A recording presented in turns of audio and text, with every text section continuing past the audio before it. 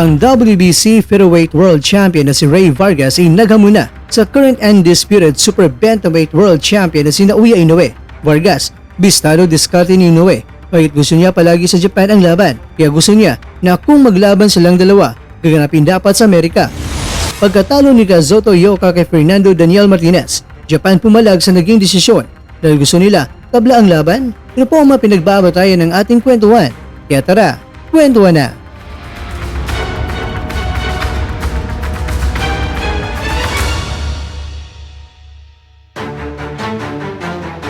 Alam naman natin na ang panghuling na biktima ni Inoue na Mexicano ay walang iba kundi itong si Luis Nery na unang nagpabagsak kay Inoue, pero si Nery naman ay nilapan ng tuluyan ni Inoue sa round 6. Kaya naman, kung ang huling nakalaban ni Inoue ay isang Mexicano, kaya naman ay tila ba may gusto makapagiganting Mexicano rin, at yan ay si Vargas. Si Vargas naman, mga kwento, ay boksingerong tumalo sa ating kaubayan na si Mark Magsayo. Ayon kay Vargas, gustong-gusto niya na ang makalaban itong si Inoue. At sa hindi pa nakakalam, itong si Vargas ay naging kampiyon sa Super Bantamweight Division sa taong 2021 at sa taong 2022.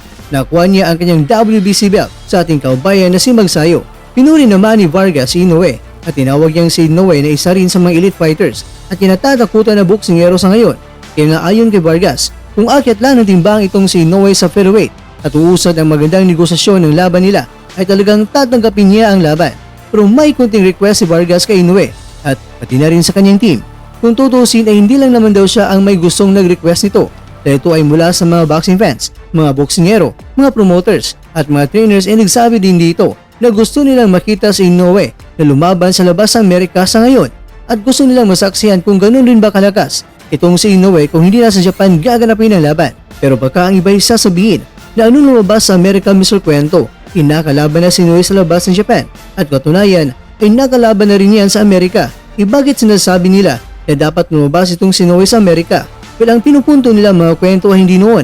Ngayon po, sa pagkakataong ito, kailang nakarang laban ni Inoue sa labas ng Japan ay sa taong 2021 pa, kontra yan sa ating kababayan na si Michael Dasmariñas.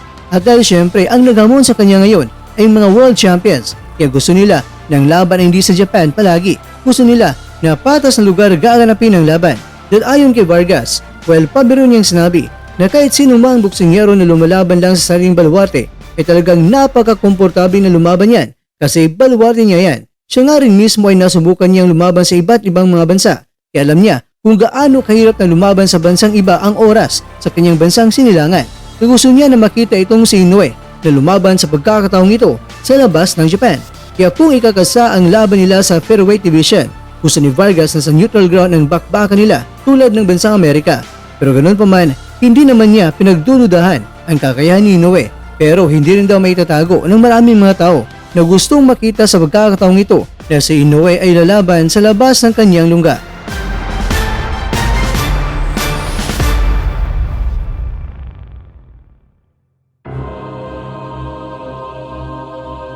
Mga kakwento, ang bansang Japan ay tila ba nanghihingalo. Pumalag kasi sila na naging resulta ng laban talo ang kanilang pambato. May mga Amerikano din na nagkwestiyon sa naging desisyon ng hurado dahil bakit naging unanimous ang naging desisyon nito. Pwede naman na dalawang hurado kay Martinez at sa naman kay Ioka.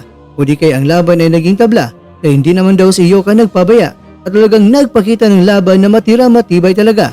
Ito ang kwento, naniniwala ka rin ba na sa laban nila ni Martinez at ni Ioka, ang desisyon ng laban ay dapat naging tabla?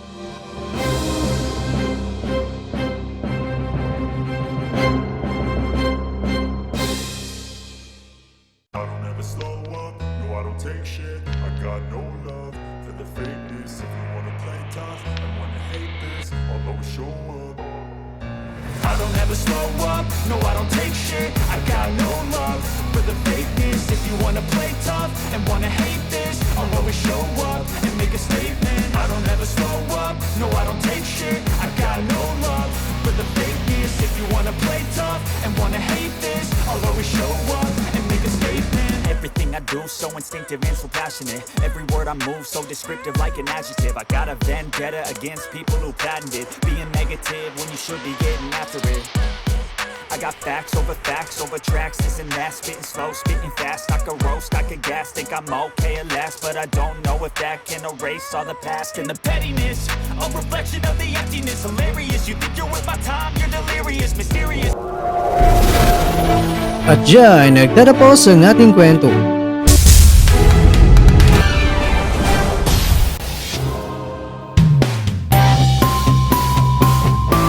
Maraming salamat mga kakwento sa inyong panonood.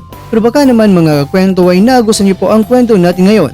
Baka pwede niyo po akong mabigyan dyan ng like, subscribe at pa-click na rin sa bell button. Pero bago tayo magtatapos mga kwento ay syempre, shoutout po muna tayo dyan sa ating mga kakwento.